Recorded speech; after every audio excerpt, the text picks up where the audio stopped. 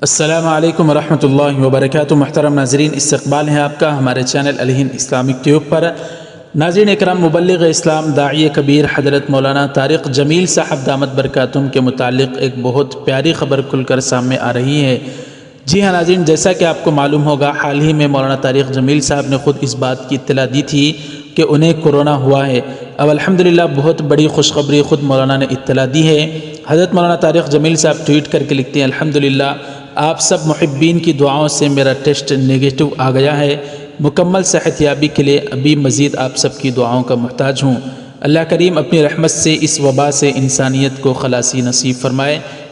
#طارق جمیل۔ اس طرح سے مولانا طارق جمیل صاحب نے اپنی صحت کے متعلق یہ بڑی خوشخبری امت مسلمہ کو سنائی ہے۔ جی ہاں ناظرین، الحمدللہ اللہ کے فضل و کرم سے حضرت کی طبیعت میں اب سدھار آ رہا ہے اور حضرت کا کورونا ٹیسٹ بھی اب منفی بتایا جا چکا ہے۔ الحمدللہ یہ بڑی اچھی خبر ہے۔